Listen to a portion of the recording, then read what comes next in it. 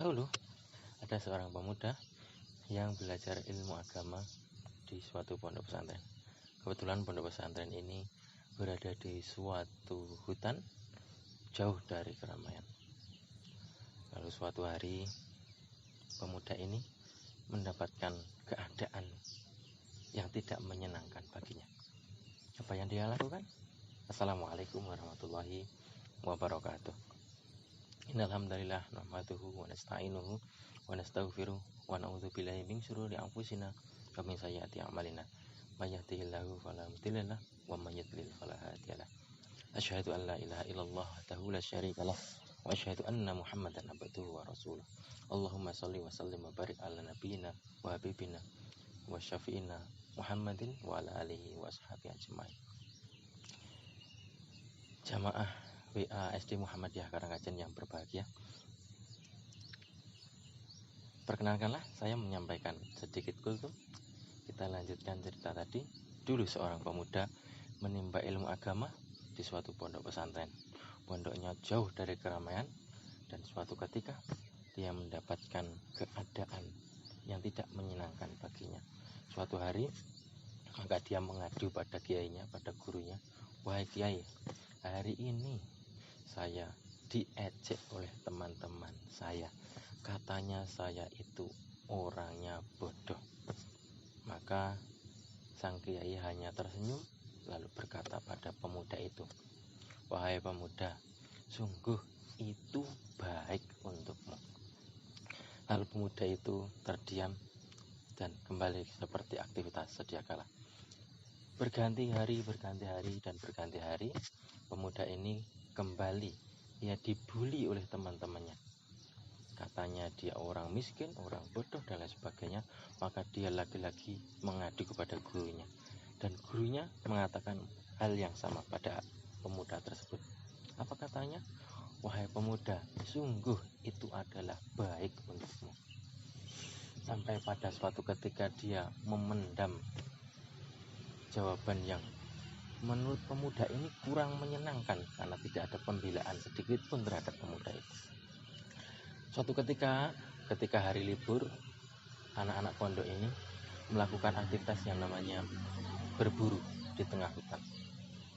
Nah, ketika berburu, pemuda ini adalah orang yang paling berani masuki hutan. Nah, berbeda dengan teman-temannya. Dengan keberaniannya itu, ternyata di tengah hutan ada hewan buas. Seketika pemuda itu diterkam hewan buas, maka kedua matanya terkena cakar harimau, dan akhirnya dia menjadi orang yang buta, sedangkan teman-temannya sehat seperti sedia kala. Maka pulanglah pemuda dan rombongan ini dari berburu, lalu mengadu kepada sang guru.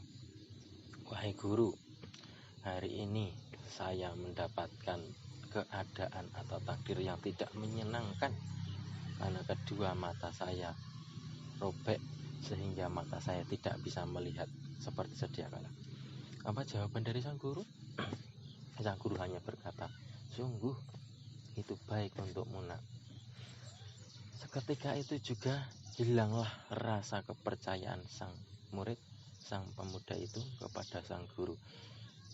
Dia memendam rasa tidak percaya, memendam emosi, sehingga hari itu seluruh barang-barang pribadinya dari pondoknya dikemas semua. Lalu hari itu dia pergi, niatnya mau pulang kampung. Dia pulang bersama rombongan para pedagang, dan dia naik bersama para pedagang itu, naik unta menyeberangi gurun pasir. Nah, di tengah gurun pasir ini tiba-tiba ada rombongan para pembegal. Nah, seluruh rombongan para pedagang ini membawa banyak dagangannya, semuanya dirampok, bahkan orang-orangnya semuanya ditangkap oleh banyak para begal. Dan ternyata para begal ini adalah seorang kanibal. Hari itu pula ketika semuanya ditangkap, semua dagangannya dirampas, hartanya dirampas, dan orang-orangnya dikumpulkan jadi satu. Lalu dipanggillah satu-satu orang-orang yang ditangkap tadi.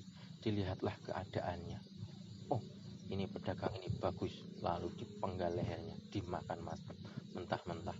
Kemudian silih berganti sampai gilirannya pada pemuda itu tadi. Lalu pemuda ini dipanggil maju ke depan. Dilihatlah seluruh fisiknya. Lalu dicermati satu persatu dan dilihatlah keadaan tubuhnya.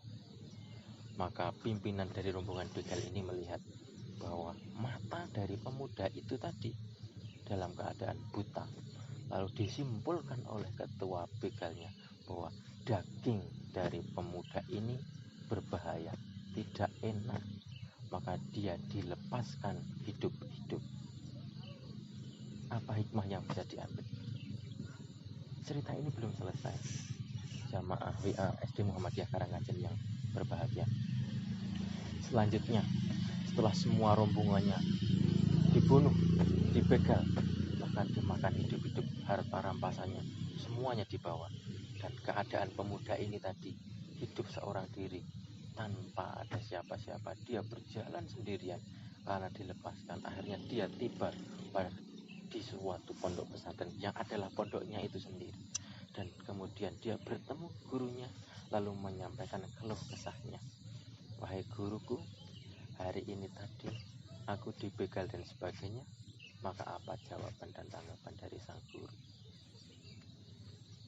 Dia hanya tersenyum, lalu sang pemuda justru mengatakan apa yang dulu dikatakan oleh sang kiai.